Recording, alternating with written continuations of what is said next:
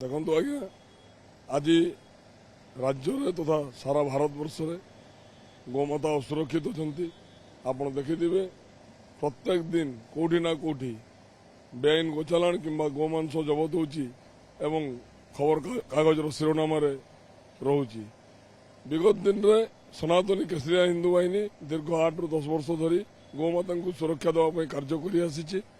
पूर्व सरकार को दाबी जनाई जनाई थकी गला वर्तमान नूतन सरकार राज्य रे जो अवस्थापित आम विभिन्न समय जाकि दाबी उपस्थापन करूँ किंतु वर्तमान सुधा सरकार तरफ कौन प्रकार सुफल मिलना तेणु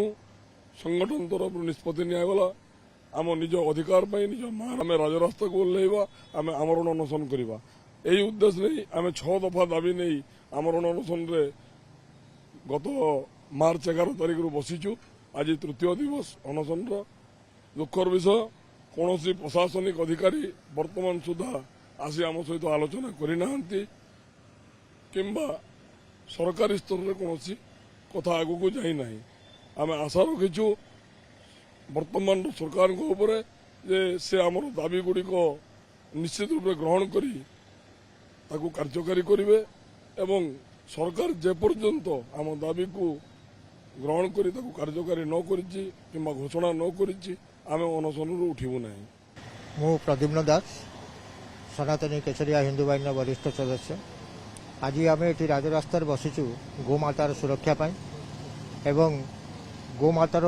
सुरक्षा पाई सरकार पाखे नवेदन जनईचु आमर दाबी देचु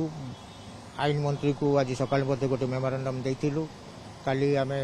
गो संपद मंत्री देलु तथापि कौन सरकार तरफ कौन प्रतिक्रिया ना जदिव ये लोकों सरकार आम बहुत आशा और विश्वास और भरोसा रखी सरकार कर्णपात करेंगे बोली किंतु एपर्यंत कौन प्रशासनिक अधिकारी किंबा सरकार तरफ कौन तत्परता प्रकाश पाइनी ए भितर आमर 2-3 जन माने योद्धा से माने जो माने अनशन बसते हस्पिटालाइज हो सारे दी थर हस्पिटाल जाकि फेरी सारे तथापि सरकार पक्ष कौन एक्शन ना किंतु मेतिक माननीय मुख्यमंत्री जड़े गोसेवक थिले विधायक पूर्व बहुत गोसेवार से आंदोलन से निजी संश्लिष्ट करते आमर से आशा विश्वास थिला जे मुख्यमंत्री निहाती भाव में कर्णपात करेंगे एवं शुणिबे जे केसरिया सनातनी केसरिया हिंदू बाहिनी ये जो आमरण अनशन सी मतामत देवे एवं गो सुरक्षा कठोर कठोर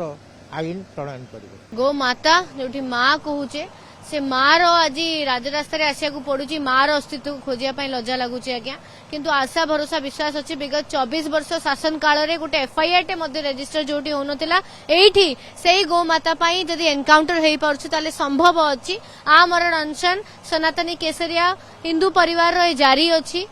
आउ जारी रहिबो अंटिल अनलेस जो पर्यंत से 6टी दाबी नोटिफिकेशन सरकारी नोटिफिकेशन रे बाहरी प्रतिश्रुति मिलेनी से पर्यंत कोट ना कोठी ये आमर अनशन जारी रहिबो।